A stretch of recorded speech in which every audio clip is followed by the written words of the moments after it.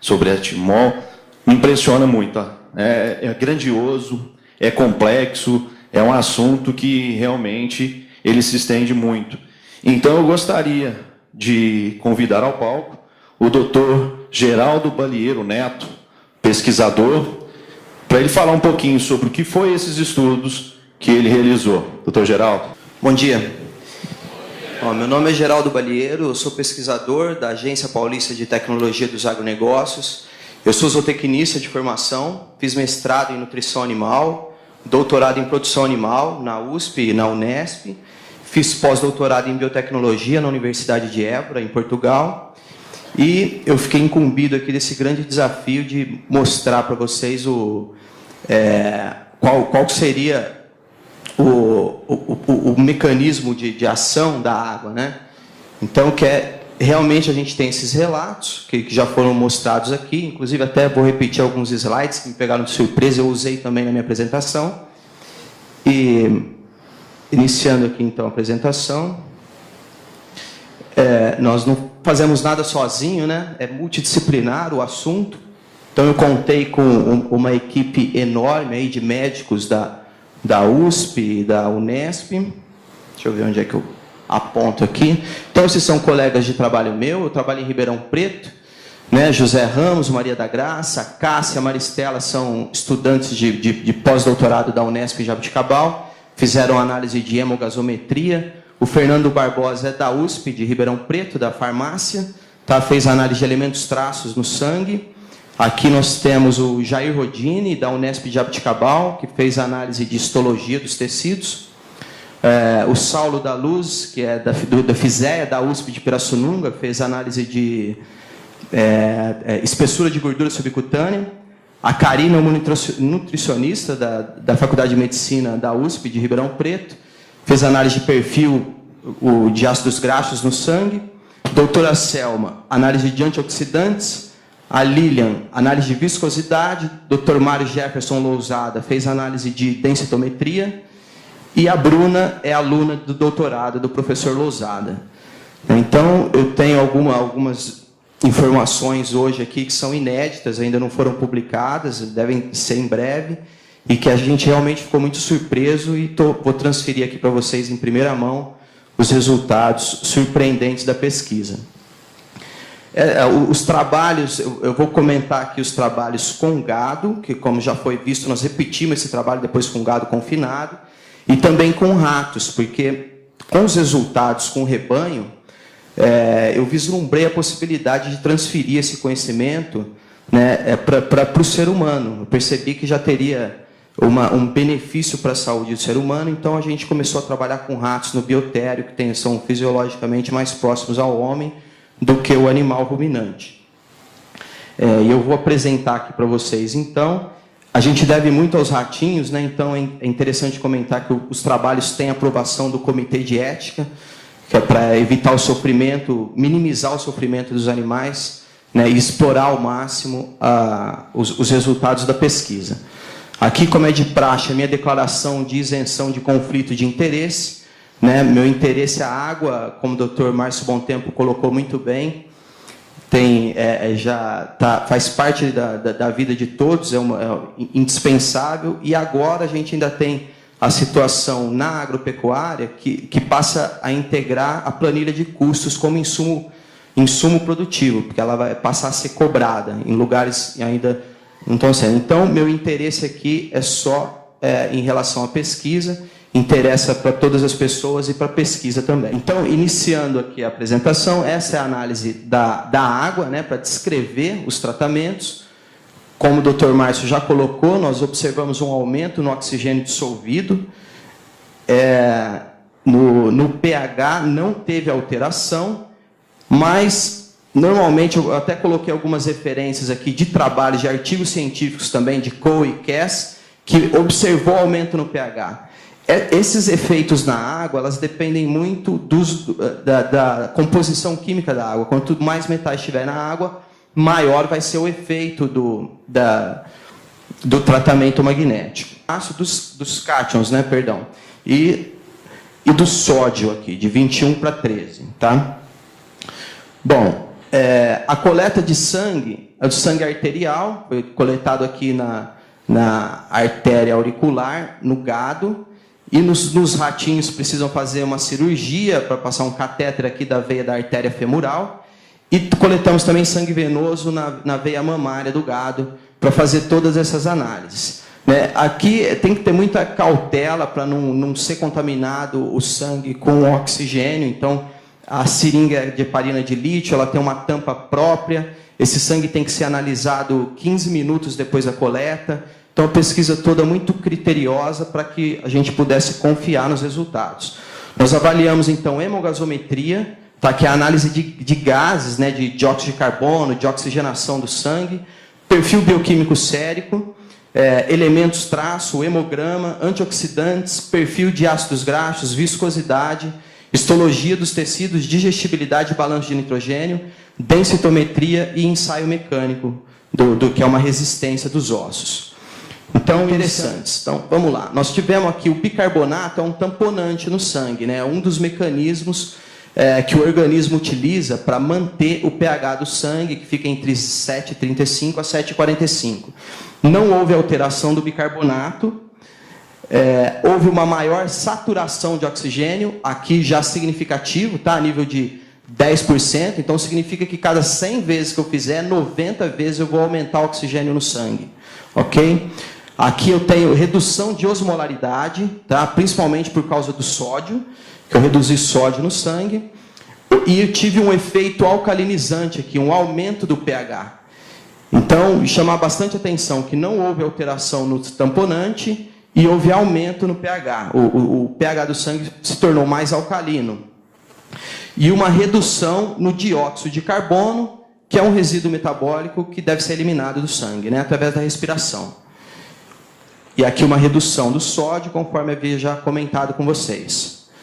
Bom, aqui então no outro ensaio com as vacas, que eu comentei com vocês que nós repetimos em pastagem e com gado confinado. Aqui nós tivemos uma redução do bicarbonato, que é o tamponante do sangue.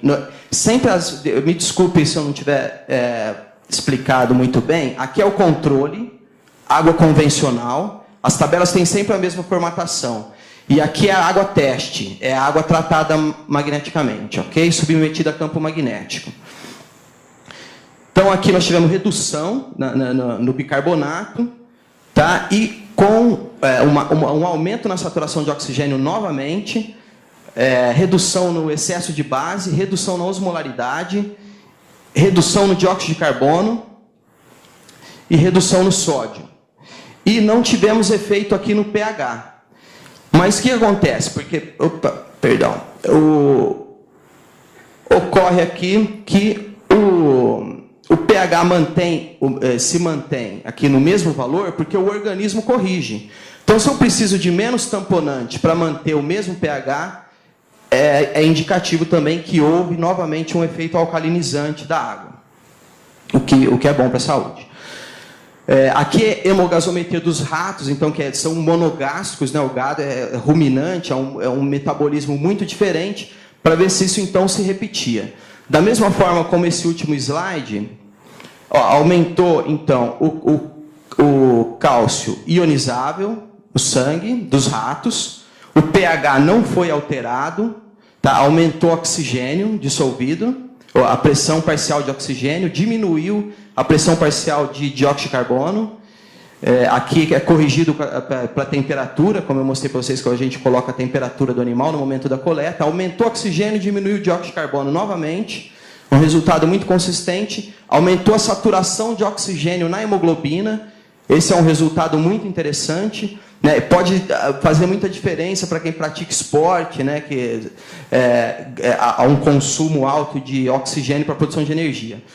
E aqui o bicarbonato, novamente, da mesma forma, reduziu o bicarbonato.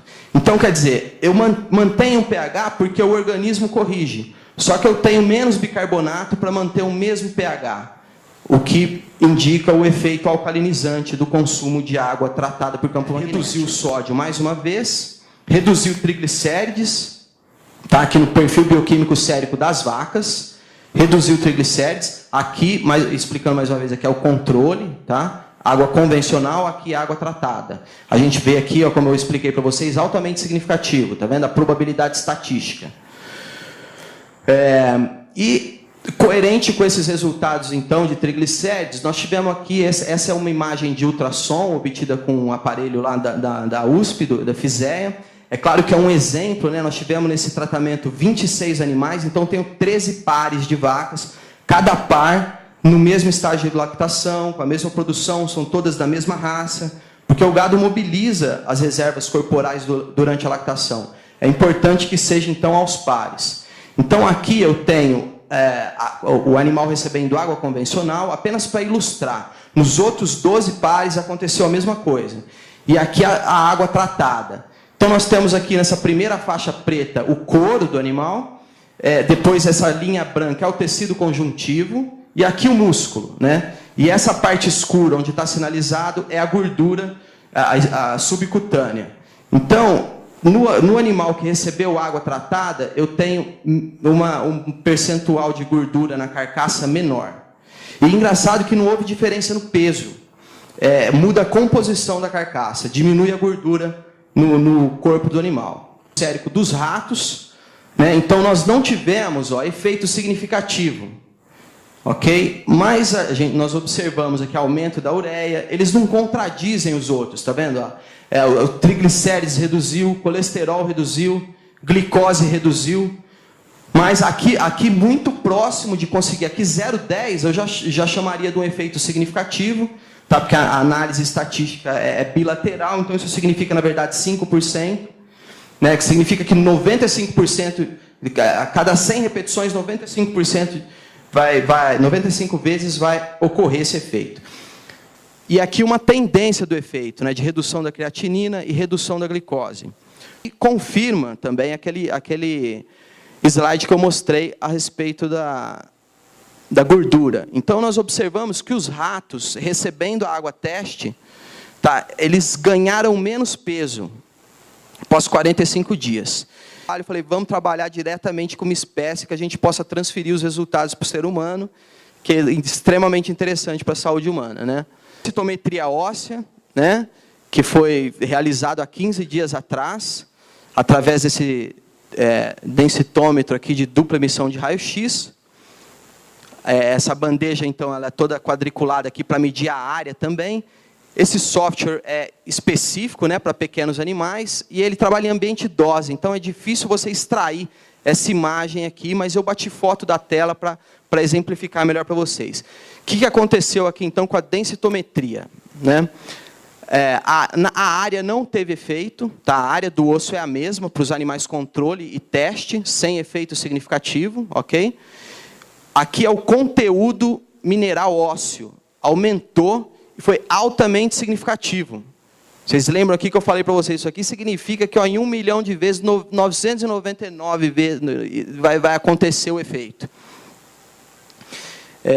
Fiquei muito surpreso, inclusive eu esperava o contrário, meu receio era de eu reduzir o conteúdo mineral ósseo e a densidade mineral óssea aumentaram e foi altamente significativo. Mas ocorreu aqui um efeito de interação, né, o que significa que eu tive efeito do tratamento e efeito do período, que eu comentei com vocês, que foi 15, 30 e 45 dias de fornecimento de água. Quando acontece esse efeito de interação, na pesquisa científica, a gente tem que desdobrar a análise. Então, para identificar o que aconteceu. Desdobrando as interações, então, eu reparei que com 15 dias, apesar de ter aumentado aqui o conteúdo mineral ósseo, o efeito não foi significativo. Agora, com 30 dias, já há um resultado significativo e com 45 dias também. A densidade mineral óssea, já com 15 dias, já tem diferença significativa e ela vai aumentando, maior consistência aqui com 30 e 45 dias. Extremamente interessante esse resultado.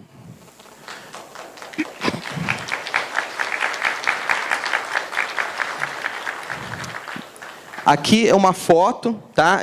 Desculpem a resolução da foto, que realmente eu precisei bater uma foto da tela do computador, mas dá para a gente observar, o que vale mesmo são os valores, a análise estatística que eu mostrei no slide anterior, esses são os ossos dos ratos que estavam recebendo a água tratada.